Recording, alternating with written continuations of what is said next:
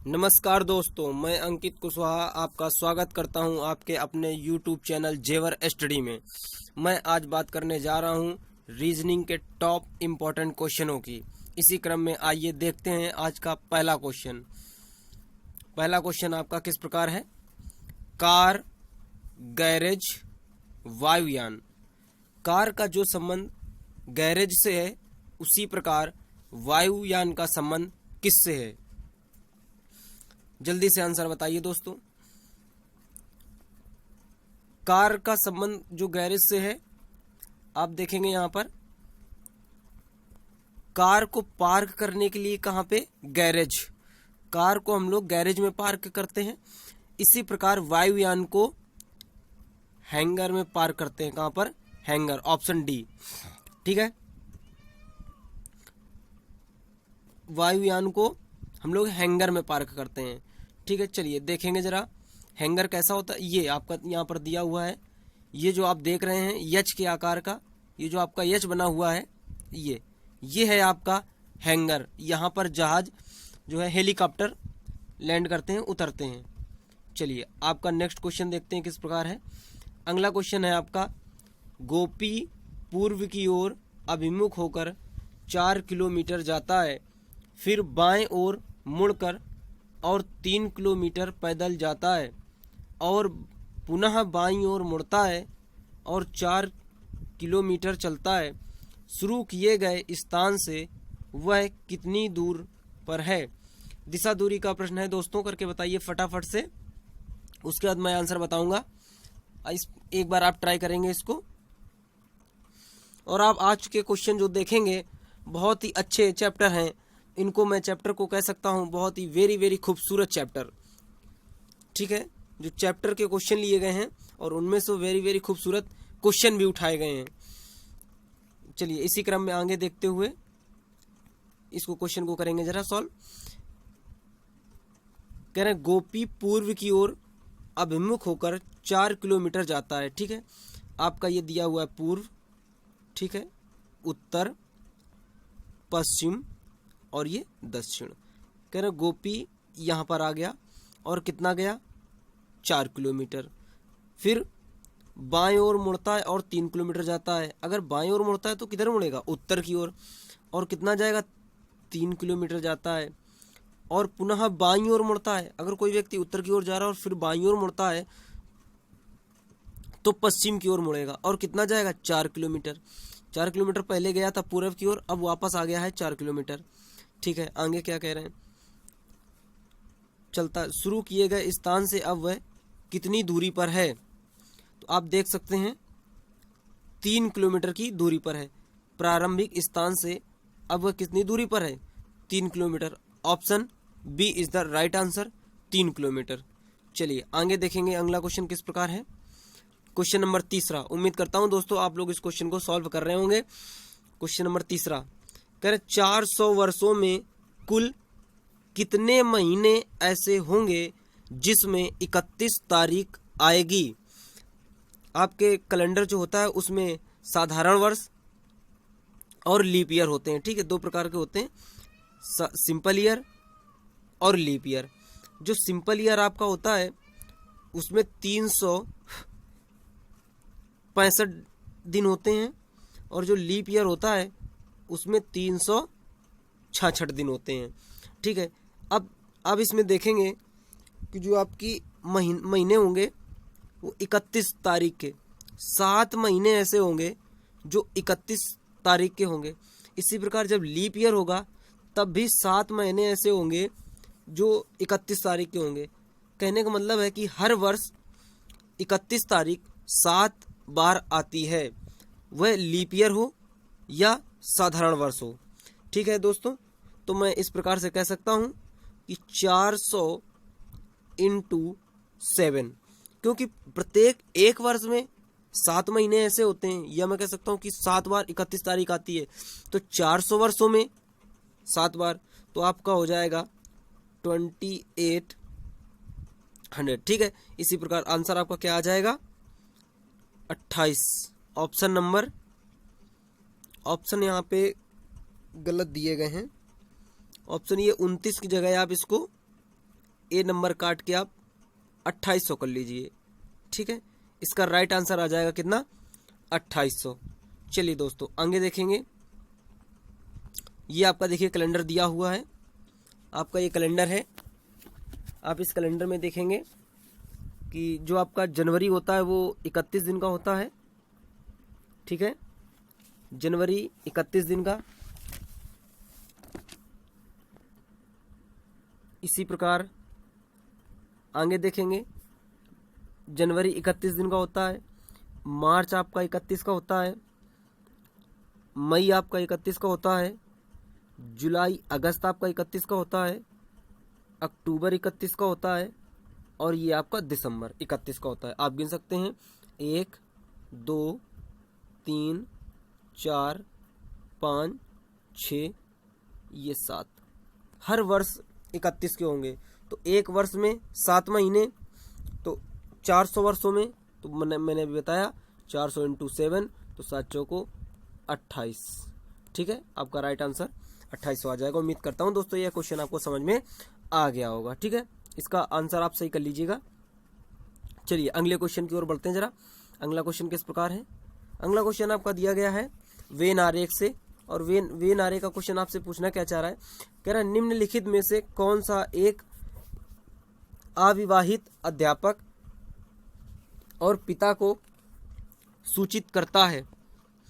ठीक है, बताइए। चलिए इसका आंसर क्या हो जाएगा।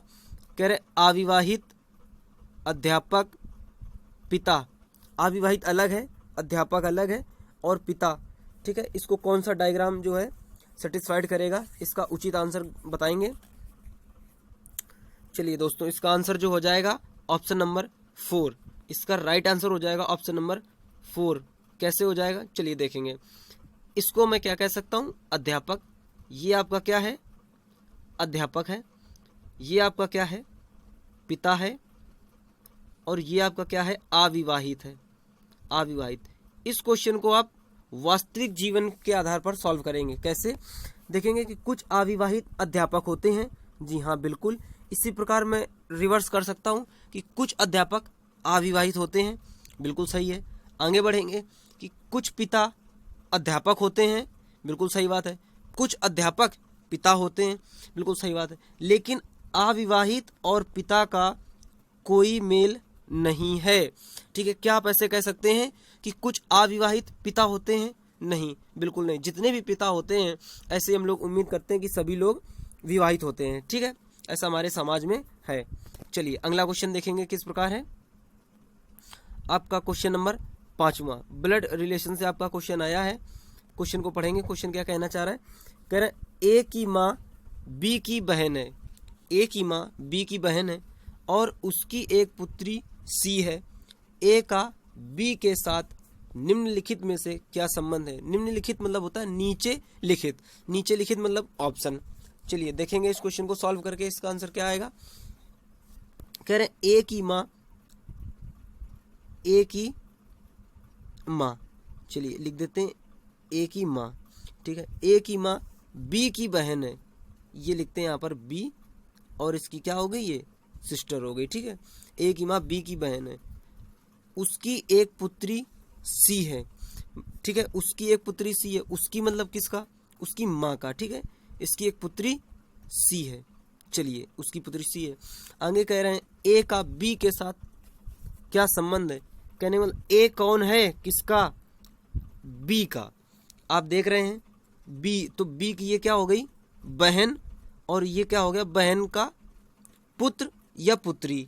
ठीक है, तो अगर यहाँ पर बहन का पुत्र हुआ तो भांजा, अगर बहन की पुत्री हुई तो भांजी।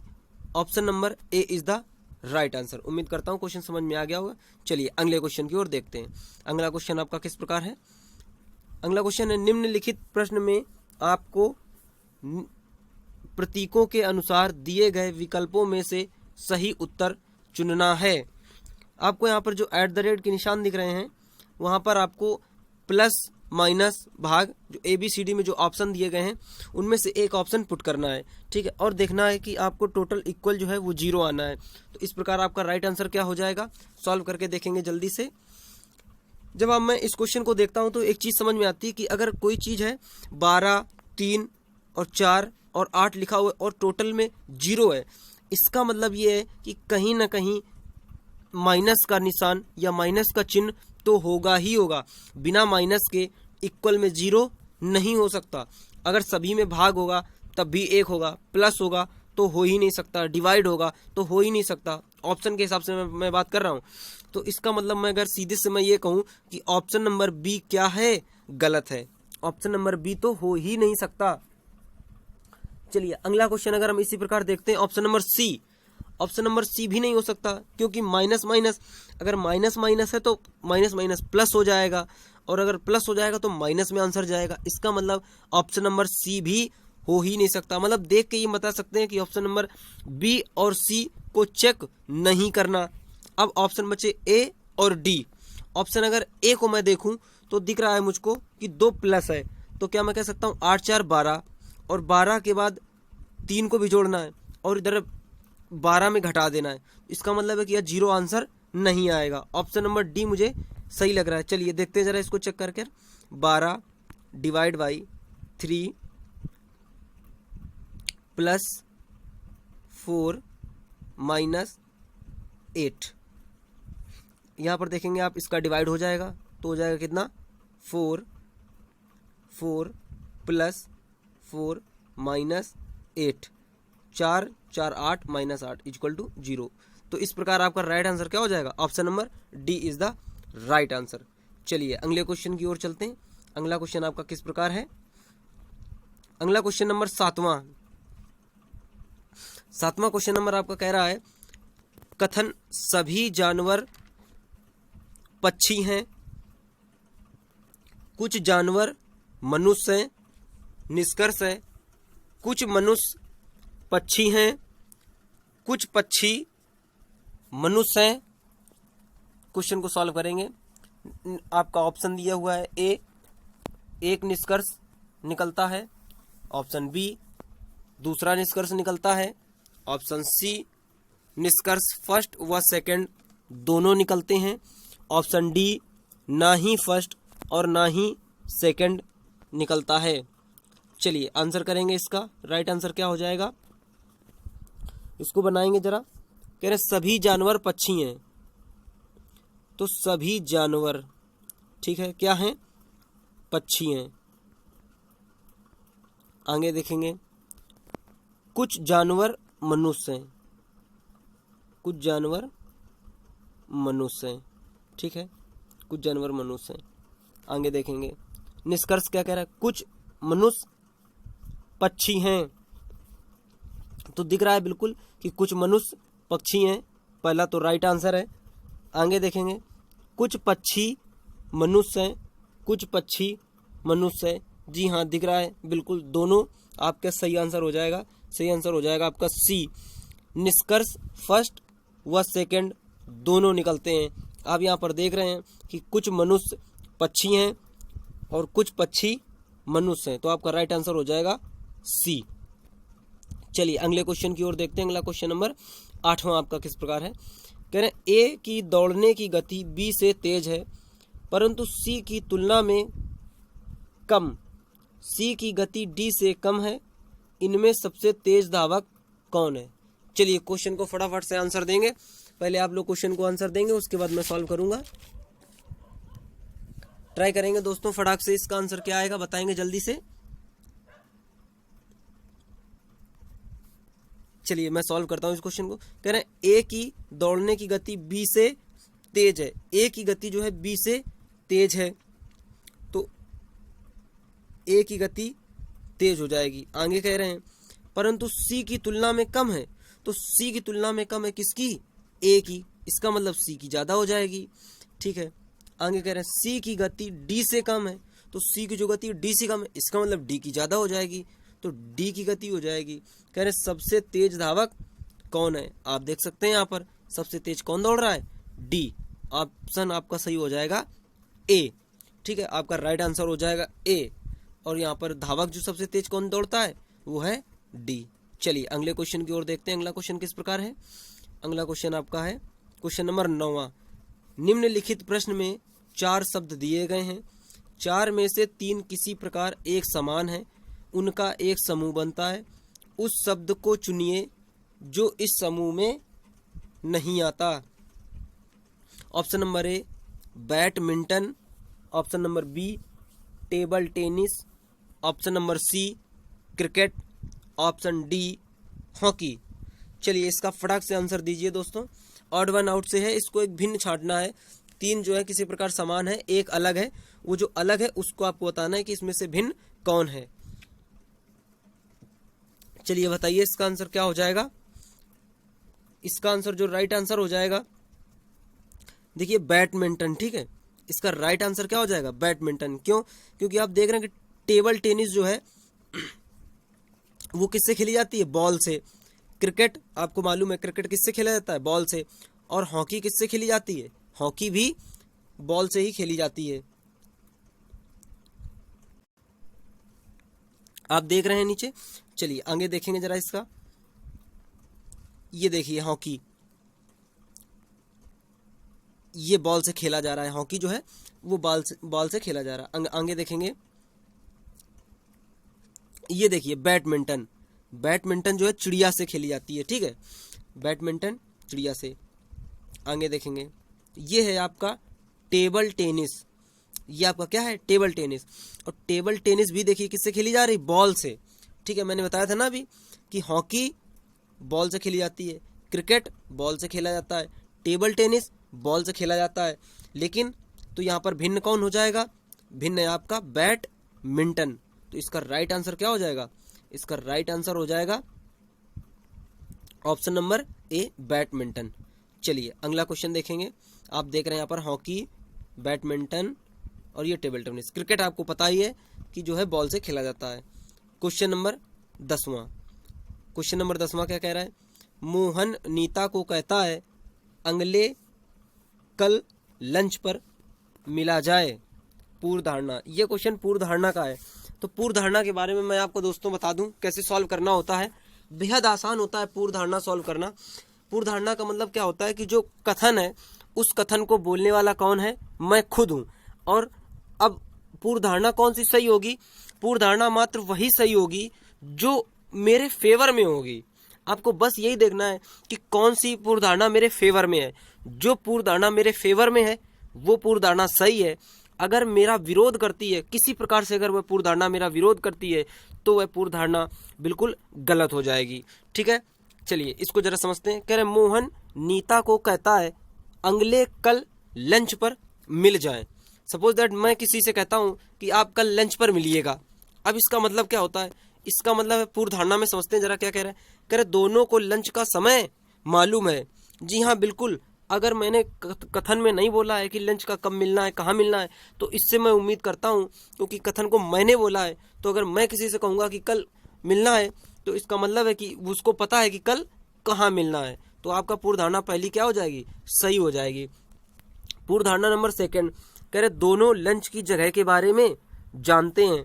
जी हाँ बिल्कुल, दोनों लंच के जगह के बारे में भी जानते हैं, वरना मैं बोल देता कि कल लंच में कहाँ मिलना है या किस होटल में मिलना है। लेकिन मैंने कहा कल लंच में मिलना है, इसका मतलब दोनों को पता है कि कितने बजे लंच होता है और किस जगह मिलना है। तो दोनों पूर्व धारणा क्या हो जाएगी, फर्स्ट और सेकंड दोनों सही हो जाएगी। ठीक है दोस्तों, अगर यहाँ पर इसका विरोध करता तो पूर्व धारणा गलत होती। लेकिन यहाँ पर देख रहे हैं दोनों पूर्व धारणाएं हमारे कथन को क्या कर रही, सपोर्ट कर रही हैं, इसलिए पूर्व धारणा ये क्या हो जाएगी, सही हो जाएगी। सिर्फ और सिर्फ इतना ही देखना है कि कौन सी पूर्व धारणा हमारे कथन का सपोर्ट कर रही है, कौन सा विरोध कर रही है। विरोध करे उसे काट दो, जो सपोर्ट करे उसे सही कर दो। चलिए अगला क्वेश्चन देखेंगे किस प्रकार है। दी गई व्यवस्था का प्रयोग करके एक घन बनाया गया है, जो फल के सामने कौन सा भाग होगा। चलिए अब यहाँ पर देखेंगे इसका डाइस का क्वेश्चन है। ये डाइस का क्वेश्चन दिया गया बीज, फूल, तना, फल, पत्ता, कली। इसे मोड़कर एक घन बनाया जाए तो आपको बताना है कि किसके विपरीत क्या होगा। ठीक है, आप यहाँ पर देख रहे होंगे कि तना का विपरीत क्या हो जाएगा, पत्ता। ये बात आपको पता है। लेकिन मैंने इसके पहले जो सेशन लिया था वहां पर मैंने आपको एक बताया था, क्या बताया था, जेड रूल। अगर आपको याद हो दोस्तों तो मैंने वहां पर बताया था जेड रूल। तो वहां अब यहाँ पर देखेंगे जेड रूल कहाँ लग रहा है। तो यहाँ पर जो जेड रूल लग रहा है वो फूल और कली में लग रहा है। ठीक है, बात समझ में आ गई। फूल और कली में क्या लग रहा है, जेड रूल। इस प्रकार से आपका राइट आंसर क्या होगा, देखेंगे जरा। कह रहे फूल का कली, क्यों, क्योंकि यहाँ पे लग रहा है जेड रूल। और तना का पत्ता, ये आपको दिख ही रहा है, क्योंकि मुझे मालूम है कि पांसा सदैव सीधी रेखा में मोड़ा जाता है और एक छोड़कर एक उसका विपरीत होता है। अच्छा ठीक, अब जो बचता है वह एक दूसरे का विपरीत हो जाएगा। अब यहाँ पर बच रहा है बीज और तना, बीज और फल। अब यहाँ जो बच रहा है वो बीज और फल बच रहा है, वह एक दूसरे का विपरीत हो जाएगा। ठीक है, चलिए मैं यहाँ लिख देता हूँ, आपको समझ में आ जाएगा। यहाँ पर हो जाएगा तना, तना का विपरीत हो जाएगा पत्ता। ठीक है, दूसरा हो जाएगा फूल, फूल का विपरीत हो जाएगा कली। इसी प्रकार आप देखेंगे बीज, और बीज का विपरीत हो जाएगा फल। लेकिन हमसे पूछा क्या गया है, फल के सामने कौन सा भाग आएगा, तो आप देखेंगे फल के सामने बीज आ जाएगा, तो इसका राइट आंसर हो जाएगा बी। चलिए अगला क्वेश्चन देखेंगे किस प्रकार है। तना का विपरीत हो जाएगा पत्ता, फूल का विपरीत हो जाएगा कली, और फल का विपरीत हो जाएगा बीज। हमसे पूछा है फल के सामने कौन सा आएगा, मतलब विपरीत पूछा है तो आ जाएगा बीज। चलिए दोस्तों, मैं उम्मीद करता हूँ ये क्वेश्चन आपको समझ में आ गया होगा। अगर आपने इसके पहले सेशन देखा होगा तो उसमें मैंने जेड रूल बताया हुआ है। अगला क्वेश्चन देखेंगे किस प्रकार है। Question number 12। क्वेश्चन नंबर 12 आपका क्या कह रहा है, दी गई आकृति में कितने घन हैं। ठीक है, इसमें आपको घन बताना है, दी गई आकृति में कितने घन हैं। अब इसमें होता क्या है, इस ऐसे प्रश्नों में आपको ये चीज देखनी होती है कि कौन सा घन कितने खंड का है। आपको केवल बिल्डिंग्स गिननी है कि कितने खंड है। आप अगर ध्यान से देखें तो ये जो आपको नीचे दिख रहा है, ये कितने घन है, 3 घन है। ये कितने घन है, 3 घन है। तो आप दिख रहे हैं 3 गुणा करेंगे। अच्छा, ये कितने खंड के हैं, ये 1 खंड के हैं, तो यहाँ पर आपको मिल जाएगा कितना, 3। इसी प्रकार आगे बढ़ेंगे, आपको ये और ये कितने खंड के हैं, तो आप कहेंगे कितने घन है, पहले ये बताइए कितने घन है, तो आप कहेंगे यहाँ पर आपको 2 घन दिख रहे हैं। अब ये कितने खंड के हैं, तो 2 खंड के हैं। ठीक है, इस प्रकार आपको कितने घन मिल जाएंगे, 4। अब आप देखेंगे ये ऊपर वाला, ये कितना घन है, 1, और कितने खंड का है, ये तीसरे खंड का है। ये कितने खंड का है, तीसरे खंड का। तो आपको यहाँ पर कितने घन मिल जाएंगे, 3।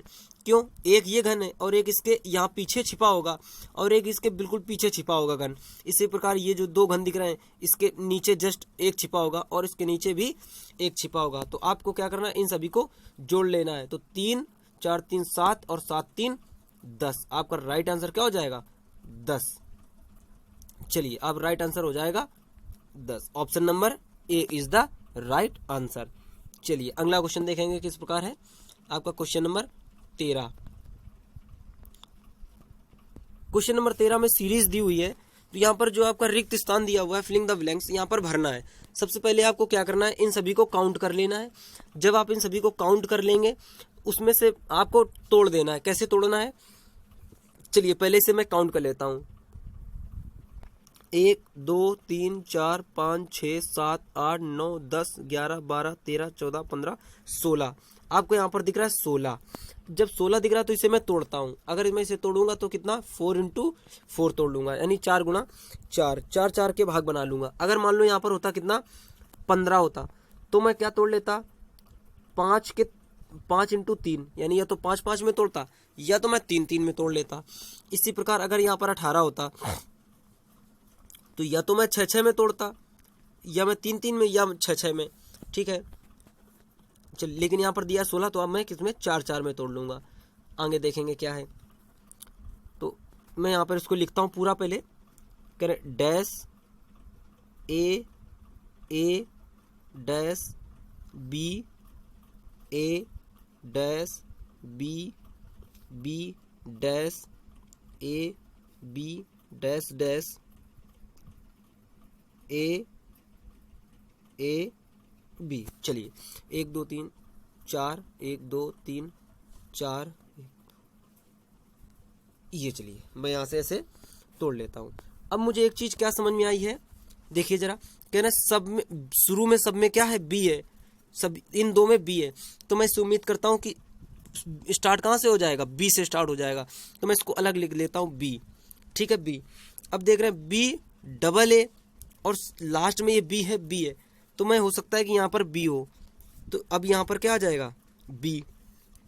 तो यहाँ से पहला बन गया है आपका, पहला देखेंगे बी डबल ए बी, इसी प्रकार बी डबल ए बी।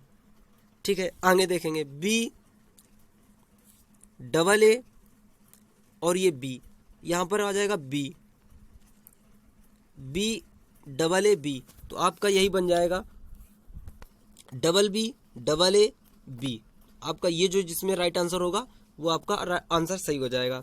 तो मैं यहाँ पर देख रहा हूँ कि जो सही आंसर हो जाएगा option number C is the right answer. Option number कौन सा सही हो जाएगा, option number C, option number जो है सी, यानी डबल बी डबल ए और बी, ये आपका राइट आंसर हो जाएगा। चलिए अगले क्वेश्चन की ओर बढ़ते हैं। अगला क्वेश्चन आप देखते हैं किस प्रकार है। अगला क्वेश्चन नंबर है 14। कह रहे हैं निम्नलिखित अक्षरों को सार्थक शब्द बनाने के लिए सही स्थान पर लगाएं, उसके बाद अक्षरों की सही अंकीय स्थिति ज्ञात कीजिए। इस क्वेश्चन को करना क्या है, ये जो लिखा है 6 7 4 2 1 5 6, ये जो अक्षर दिए हुए हैं यहाँ पर, इन सभी को इसमें उठाकर रखना है। ठीक है, एक एक पुटअप करना है। जैसे 6 तो मैं कह दूं, इसको मैं लिख दूं 1 2, इन सभी को मैं प्लेस वैल्यू दे देता हूं। अगर यहाँ पे लिखा 6 और इन सभी में क्या करना है, सार्थक शब्द बनाना है, तो मैं देखूंगा यहाँ पर 6 नंबर पे कौन है आपका, यच दिया हो, तो सबसे पहले मैं लिख लूंगा यच। उसका दिया 7, मैं लिख लूंगा 7 आई। ठीक है, फिर से मैं लिखता हूँ यच आई। उसका दिया 4 नंबर पर क्या है, 1 2 3 4 यस दिया हुआ है। ठीक है, 4 के बाद 2 यानी टी दिया हुआ है। आगे क्या है, 1 यानी ओ दिया है। आगे 5 में क्या है आपका आर है। इसके बाद 3 1 2 वाई। अब देखो क्या कोई सार्थक शब्द बनता है, जी हाँ बिल्कुल, एक सार्थक शब्द बन के सामने आ गया। आपके सामने क्या लिखा है, हिस्टोरी। ठीक है, हिस्टोरी, लेकिन हिस्टोरी ये कोई सार्थक शब्द नहीं होता है। ठीक है,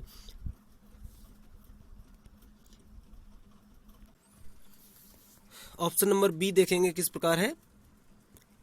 ऑप्शन नंबर बी है यच और 2 पे क्या है टी, 4 यस, कुछ बनता हुआ शब्द नजर नहीं आ रहा है। इसी प्रकार आगे देखेंगे, तीसरा यच और 4 पे आपका है यस, 5 पे है आपका आर। यहाँ से भी कुछ शब्द बनता नजर नहीं आ रहा है, एच एस आर से ऐसा कुछ शब्द। चलिए आगे देखेंगे, option number D. Option number D क्या कह रहा है, यच वाई यस आई हाई सी, यहाँ से कुछ बन रहा है, और फर्स्ट ओ टी, ये क्या हो, ये अब नहीं बन रहा है कुछ, हाई सी ओ कुछ नहीं, ऐसा कुछ नहीं होता है। तो ऑप्शन नंबर ए लग रहा है, कुछ ऐसा बनता हुआ नजर आ रहा है। चलिए आगे देखेंगे, क्वेश्चन नंबर 15 क्या कह रहा है। क्वेश्चन नंबर 15 कह रहा है, कथन ए, रेल के पटरियों के बीच थोड़ा फैसला रखा जाता है, कारण है लोहा। कारण क्या है, लोहा गर्मियों में फैलता है। ये कथन और कारण एक चैप्टर है आपका, रेलवे में बहुत पूछा जाता है कथन और कारण, और यूपीएससी भी पूछती है इसको। तो कथन और कारण में होता क्या है मैं आपको बता दूं। कथन, एक कथन दिया होगा, ठीक है, और कथन को आर, एसर्शन एंड रीजन भी इस चैप्टर को बोलते हैं। तो कथन में एक कोई वाक्य दिया होगा, जैसे यहाँ पर दिया गया है कि रेल के पटरियों के बीच थोड़ा फासला रखा जाता है। अब अगला दिया होगा कारण आर यानी रीजन। रीजन क्या है, लोहा गर्मियों में फैलता है। ठीक, अगर अब इसमें ऑप्शन, ये यहाँ पर बहुत सिंपल ऑप्शन दिए हुए हैं, इसके ऑप्शन जो है थोड़े से टफ होते हैं। इस ऑप्शन इस प्रकार होते हैं कभी कभी कि ए और आर दोनों सही है, जो कि यहाँ दिया है। फिर कहेगा ए और आर दोनों गलत हैं, जो कि यहाँ भी दिया है। फिर कहेगा ए सही है और आर सही है, परंतु आर ए का सही व्याख्या नहीं करता है, और ए सही है परंतु आर गलत है, क्यों? ए आर की सही व्याख्या नहीं करता है। तो जब ऐसा क्वेश्चन आता है तो टफ हो जाता है। आगे सेशन में मैं ऐसे क्वेश्चनों को भी लाऊंगा। लेकिन यहाँ पर आप देख रहे हैं रेल की पटरियों के बीच थोड़ा सा फासला रखा जाता है, ये बात भी सही है। लोहा गर्मियों में फैलता है, ये बात भी सही है। इस प्रकार से आपका राइट आंसर जो हो जाएगा, वो राइट आंसर क्या हो जाएगा? ए और आर दोनों सही हैं। Option number A is the right answer. उम्मीद करता हूं दोस्तों यह सेशन आप लोगों को अच्छा लगा होगा। अगर यह सेशन अच्छा लगा है तो मैं आप सारे अपने दोस्तों में शेयर जरूर करें और इस सेशन को लाइक अवश्य करें।